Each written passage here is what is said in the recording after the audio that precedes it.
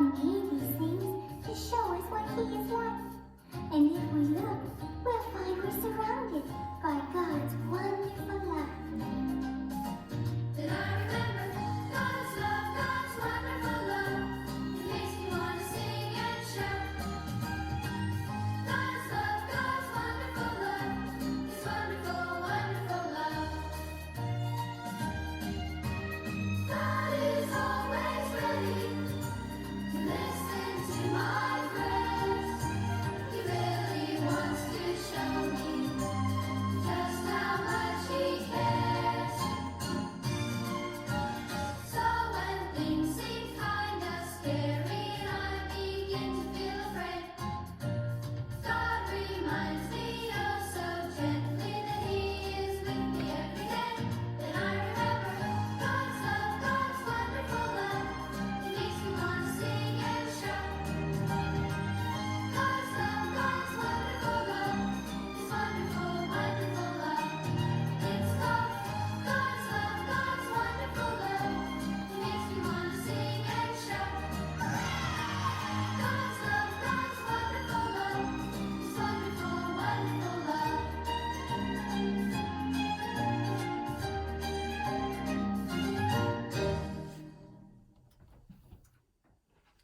Hey boys and girls, my name's Jackson, and I'm so excited to see each of you here this week. I've been thinking a lot about when we talked to Samuel a few weeks ago and how he told us that his mother had trouble having a baby. I thought it'd be great if we could go visit Hannah and talk to her about how she had Samuel. So let's go visit Hannah right now. Come on, kids. Brr, brr, brr. I am fearfully and wonderfully made. You knew me from before time started and when I was still in my mother's womb. Thank you for all that you do for me and for my family. Thank you for your kindness and blessings. Amen. Hi, my name's Jackson, and I was looking for a lady by the name of Hannah. I am she. Oh, you're the mother of Samuel? Yes, I am. Wow, I'm so excited to meet you. I loved hearing you pray. You talk to God as if He was standing right here next to you. In a way, he is. He and I have grown very close over the many years I have been alive. Well, how did you get so close to God? My relationship with God was strengthened when God had me wait to have a child. Oh, that strengthened your relationship with God? I don't think it would work that way for me. I can't even wait long when my dad tells me that I can't get this new truck I want, to play truck, of course, and then I keep asking him for. Maybe he is choosing to have you wait for something better. Something better, but this truck I saw, it's the best on the market, and I don't think that I can go without it. How long have you gone without it so far? Well, it's been a few days. What if you had to go without it for several years? Several years? I wouldn't like that at all. That's what I thought. God had me wait to have my precious son Samuel for many years. And you never stopped praying for a child? Absolutely not. I knew that in God's timing, He would provide a child for me if it was His will for my life. So it was easy for you to wait? It was definitely not easy. But you knew that God would give you a child. What made it so hard for you to be able to wait for the child? I had friends that would mock me and tell me that God wasn't blessing me because I didn't have any children.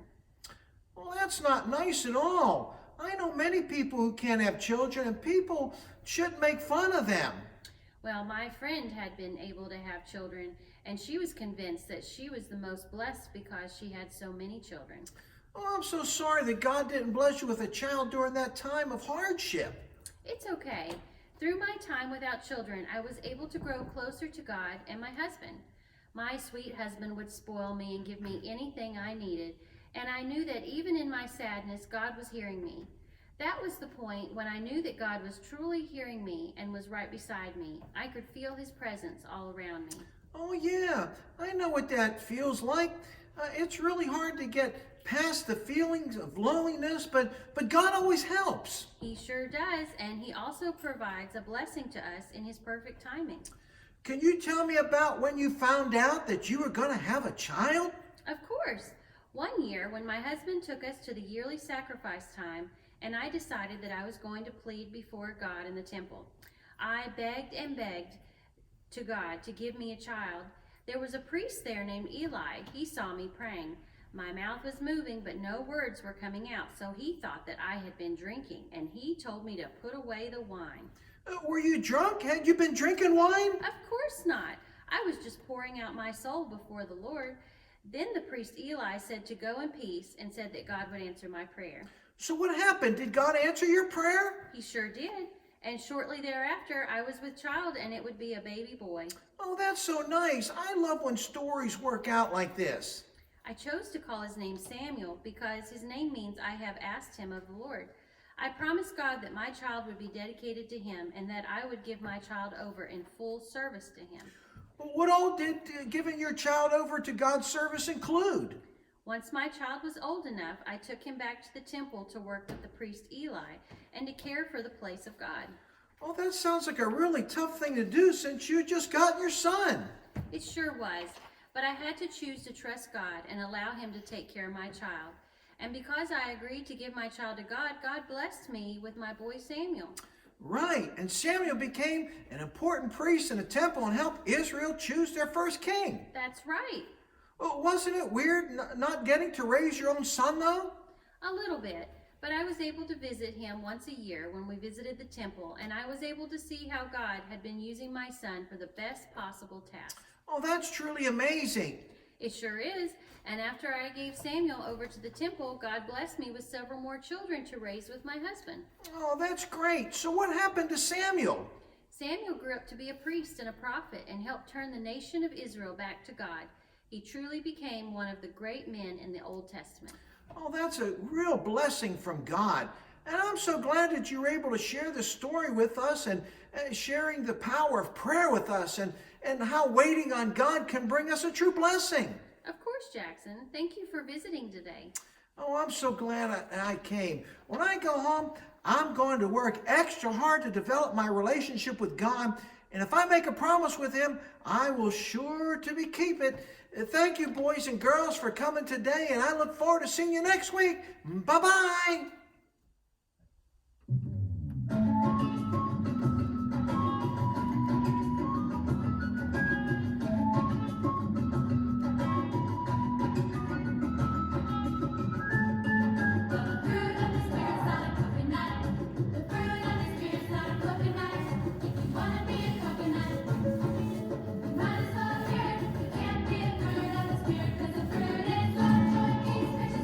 Gentleness, faithfulness, gentleness is of